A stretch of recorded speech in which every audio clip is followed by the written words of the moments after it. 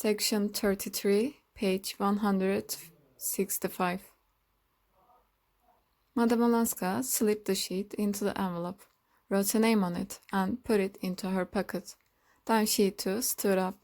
They walked back toward Beacon Street, and near the club, Archer caught sight of the plush-lined Hardick, which had carried his note to the Parker house, and whose driver was reposing from this effort by bathing his brow at the corner hydrant.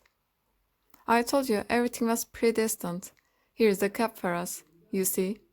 They laughed, astonished at the miracle of picking up a public conveyance at that hour, and in that unlikely spot, in a city where capstans were still a foreign novelty. Archer, looking at his watch, saw that there was time to drive to the Parker house before going to the steamboat landing. They rattled through the hot streets and drove up at the door of the hotel. Archer held out his hand for the letter. "Shall I take it in?" he asked, but Madame Olenska, shaking her hand, sprang out and disappeared through the glazed doors. It was barely 10:30, but what if the emissary, impatient for her reply, and not knowing how else to employ his time, were already seated among the travellers with cooling drinks at their elbows, of whom Archer had caught a glimpse as she went in. He waited, pacing up and down before the Hardick.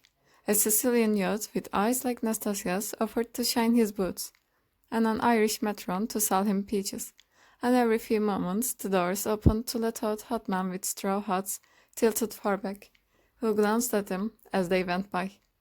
He marveled that the doors should open so often, and that all the people it let out should look so like each other, and so like all the other hot men who, at that hour, through the length of and breadth of the land, were passing continuously in and out for the swinging doors of hotels. And then, suddenly, came up a face that he couldn't relate to the other faces. He caught but a flash of it, for his pacings had carried him to the farthest point of his beat, and it was in turning back to the hotel that he saw, in a group of typical countenances, the lank and the weary, the round and surprised, the lantern-jawed and mild. This other face that was so many more things at once, and things so different. It was that of a young man, pale too, and half extinguished by the heat or worry, or both, but somewhat quicker, vivider, more conscious, or perhaps seeming so because he was so different. Archer hung a moment on a thin thread of memory, but it snapped and floated off with the disappearing face, apparently that of some foreign businessman, looking doubly foreign in such a setting. He vanished in the stream of passers-by, and Archer resumed his patrol. He didn't care to be seen, watch in hand within view of the hotel, and his unaided reckoning of the lapse of time led him to conclude that, if Madame Olenska was so long in reappearing, it could only be because she had met the emissary and been waylaid by him. At the thought, Archer's apprehension rose to anguish. "If she doesn't come soon, I will go in and find her," he said. The door swung open again, and she was at his side. They got into the Hardick, and as it drove off he took out his watch and saw that she had been absent just 3 minutes. In the clutter of loose windows that made talk impossible, they just bumped over the disjointed cobblestones to the wharf. Seated side by side on a bench of the half-empty boat, they found that they had hardly anything to say to each other, or rather that what they had to say communicated itself best in blessed silence of their release in their isolation, as their paddle wheels began to turn, and wharves and shipping to recede through the veil of heat. It seemed to Archer that everything in the old familiar world of habit was receding also. He longed to ask Madame Olenska if she didn't have the same feeling, the feeling that they were starting on some long voyage from which they might never return. But he was afraid to say it, or anything else that might disturb the delicate balance of her trust in him. In reality, he had no wish to betray that trust. There had been days and nights when the memory of their kiss had burned and burned on his lips, the day before even, on the drive to Portsmouth, The thought of her had run through him like fire. But now that she was beside him, and they were drifting forth into this unknown world, they seemed to have reached the kind of deeper nearness that had touched May asunder. As the boat left the harbor and turned seaward, a breeze stirred about them, and the bay broke up into long oily undulations, then into the ripples tipped with spray. The fog of sultriness still hung over the city, but ahead lay a fresh world of ruffled waters, and distant promontories with lighthouses in the sun. Madame Alaska, leaning back against the boat rail, drank in the coolness between parted lips. She had wound a long veil about her head, but it left her face uncovered, and Archer was struck by the tranquil gaiety of her expression. She seemed to take their adventure as a matter of course, and to be neither in fear of unexpected encounters, nor, in parentheses, what was worse, unduly elated by their possibility. In the bare dining room of the inn, which she had hoped they would have to themselves, they found a strident party of innocent-looking young men and women, school teachers, on a holiday. The landlord told them, and Archer's heart sank at the idea of having to talk through their noise. "This is hopeless. I will ask for a private room," he said, and Madame Alaska, without offering any objection, waited while he went in search of it. The room opened on a long wooden veranda, with the sea coming in at the windows. It was bare and cool, with a table covered with a coarse checkered cloth and adorned by a bottle of pickles and a blueberry pie under a cage. No more guileless-looking cabinet particular ever offered its shelter to a clandestine people. Archer fancied he saw the sense of its reassurance in the faintly amused smile with which Madame Alaska sat down opposite to him. A woman who had run away from her husband, and reputedly with another man, was likely to have mastered the art of taking things for granted, but something in the quality of her composure took the edge from his irony. By being so quiet, so unsurprised, and so simple, she had managed to brush away the conventions and make him feel that the sea to be alone was the natural thing for two old friends who had so much to say to each other.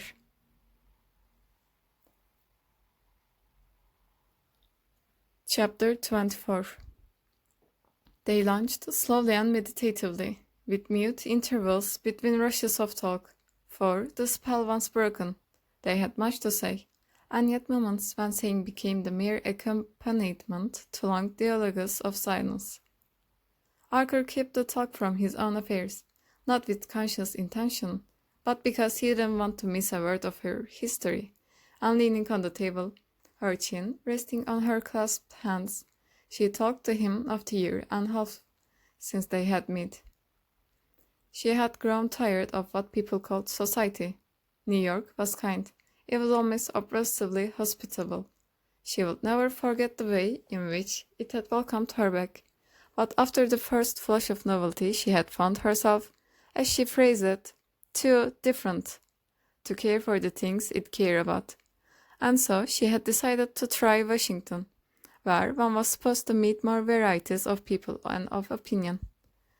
And on the whole, she should probably settle down in Washington and make a home there for poor Medora, who had worn out the patience of all her other relations just at the time when she most needed looking after and protecting from matrimonial perils. "But Dr. Carver, aren't you afraid of Dr. Carver?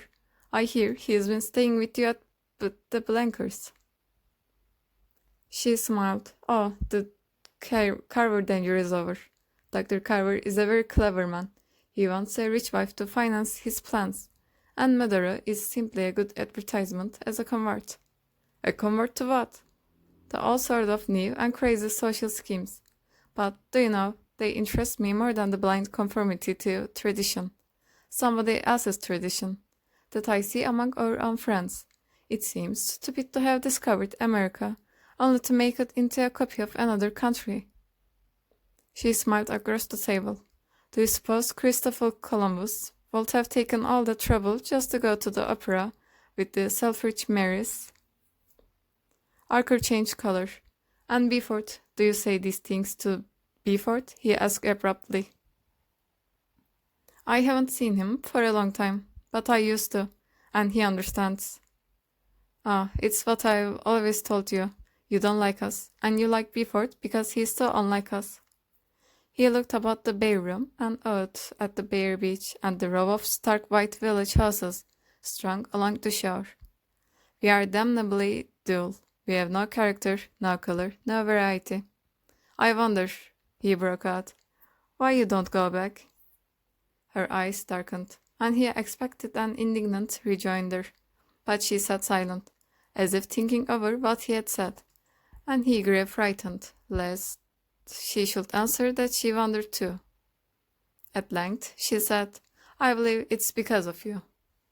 It was impossible to make the confession more dispassionately, or in a tone less encouraging to the vanity of the person addressed.